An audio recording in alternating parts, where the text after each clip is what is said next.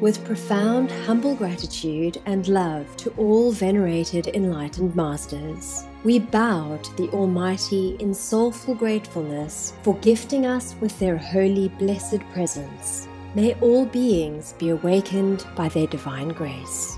Part 3 of 4.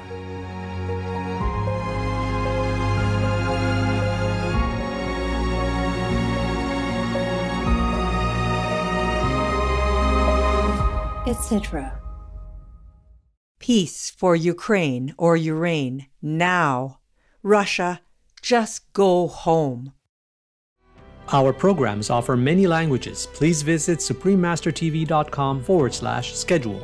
Nos programmes offrent plusieurs langues. Veuillez visiter suprememastertv.com/schedule. Nuestros programas ofrecen varios idiomas. Visiten suprememastertv.com/schedule. Programele noastre oferă multe limbi. Vă puteți uita pe suprememastertv.com/schedule. Thus, in relation to his parents, one is obedient when he voluntarily does whatever they counsel that is good and fitting. Anyone who does what is right and expedient, even when his parents do not counsel it, is obeying his parents. Please keep watching for the practical sagacity of Stoic thinker Gaius Musonius Rufus, vegetarian. Turn vegan, the least you can do to clean yourself of blood.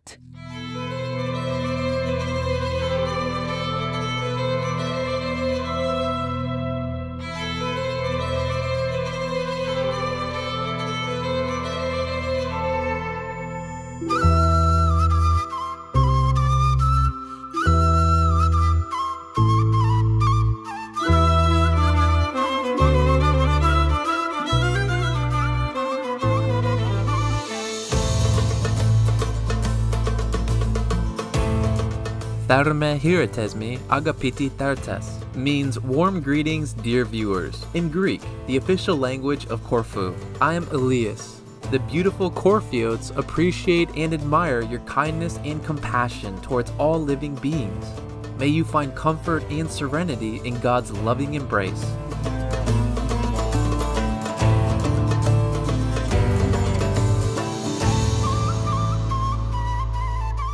Welcome to Obedience and Simple Living from the teachings of Musonius Rufus, vegetarian, part 1 of 2 on Words of Wisdom.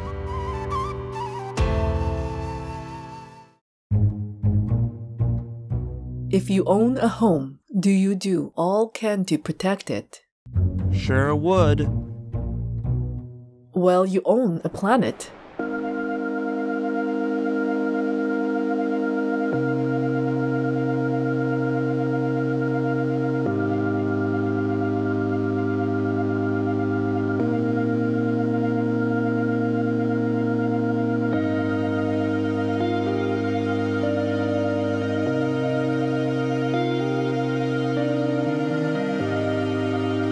Be veg, go green to save the planet.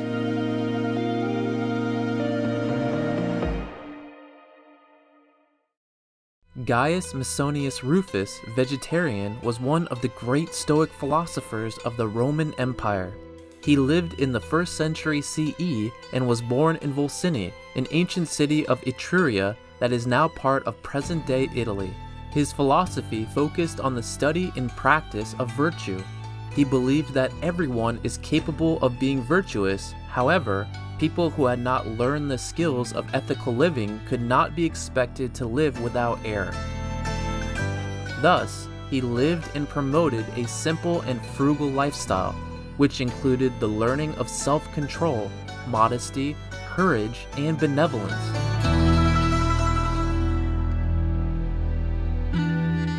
He was a vegetarian and taught that being mindful of one's diet was a vital virtue. His students included Roman noblemen, senators, and future philosophers. In the years following, his wisdom continued to have an impact on later Stoic philosophy as well as early Christian moral thought.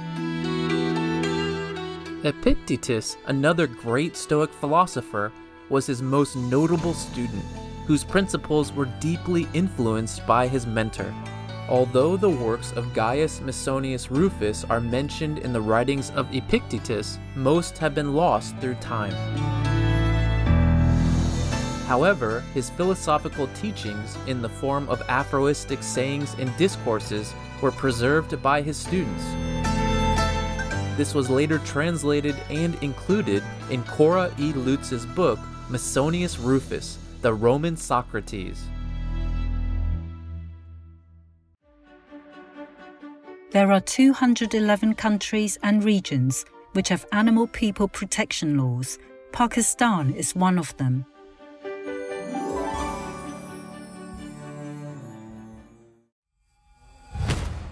Pakistan, Prevention of Cruelty to Animals Act 1890. Physical forms of abuse or otherwise subjecting an animal person to unnecessary pain or suffering are prohibited. Subjecting animal people to starvation, thirst, overcrowding, or ill treatment is forbidden. Sanctions include fines and imprisonment for up to 3 months for certain offences. Obey the law of your country. No more animal people slaughterhouses. No more hurting. No more murdering them to eat, to lab test, or for any reason at all. Be vegan, make peace. So be it. In today's episode, we present philosopher Musonius Rufus's practical explanation of obedience and the question of whether one should unquestioningly obey their parents or if there are circumstances that allow for disobedience. Must one obey one's parents under all circumstances?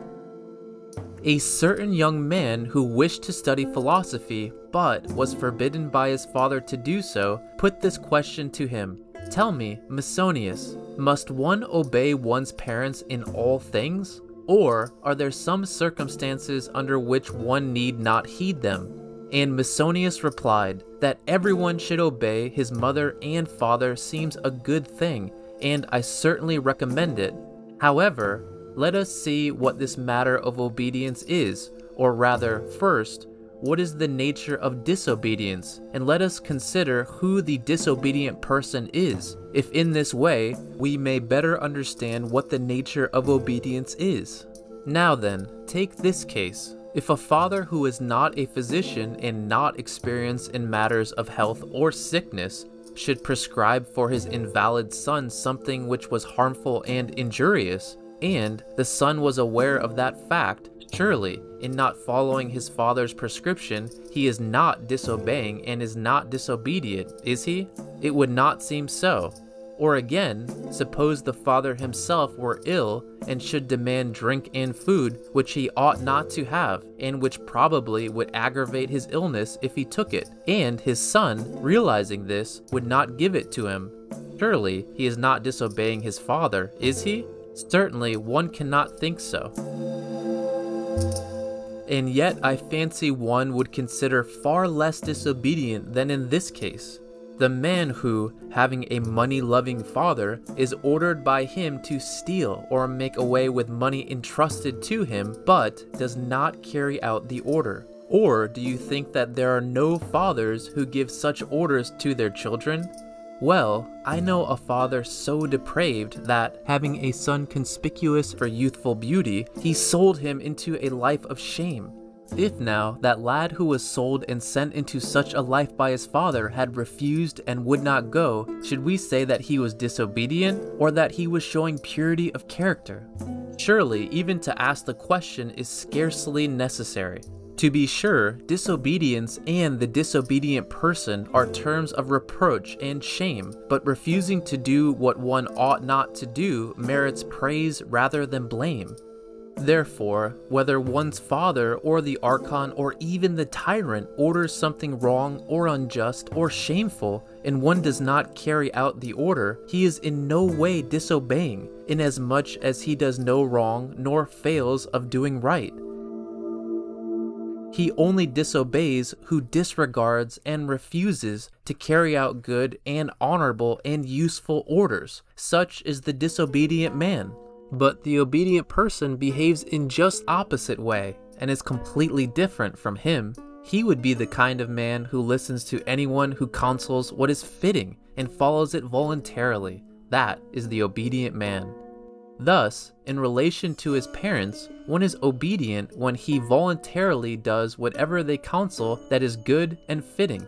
For my part, moreover, I should say that anyone who does what is right and expedient, even when his parents do not counsel it, is obeying his parents. And, in support of my reasoning, consider this. In my opinion, the man who does what his father desires and follows his father's wishes is obeying his father. And he who does what he ought and pursues the better course is following the wish of his father. How is that? Because surely all parents have the interests of their children at heart, and because of that interest they wish them to do what is right and advantageous. Consequently, one who does what is right and useful is doing what his parents wish, and so is obedient to his parents in doing it, even if his parents do not order him in so many words to do these things. This one thing only and nothing else should he take into consideration who wishes to obey his parents in each act, whether what he plans to do is good and advantageous. Thus, if such a conviction be entertained, whether a man's action may be, it is the act of one obedient to his parents. And so you, my young friend, do not fear that you will disobey your father if when your father bids you do something which is not right, you refrain from doing it, or when he forbids you to do something which is right, you do not refrain from doing it. Do not let your father be an excuse to you for wrongdoing, whether he bids you do something which is not right, or forbids you to do what is right. For there is no necessity for you to comply with evil injunctions, and you yourself seem not unaware of this. You would certainly not submit to your father in musical matters if, with no knowledge of music, he should order you to play the lyre incorrectly, or if he knew nothing of grammar and you did, he should order you to write and read, not as you had learned but otherwise. And if finally, with no knowledge of how to steer a ship, he should order you who did understand to handle the helm in the wrong way, you would not heed him. Well then, enough of that. Nutrition trumps genes. Dr. T. Colin Campbell, PhD, vegan.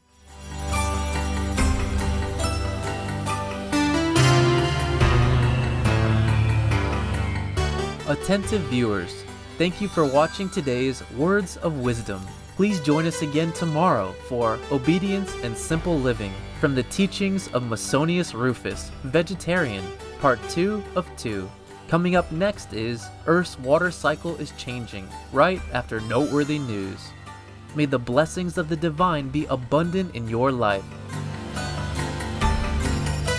Peace for Ukraine or you reign. Be vegan, make peace, do good deeds, hell not reach. Our programs offer many languages. Please visit suprememastertv.com/schedule and suprememastertv.com/WOW.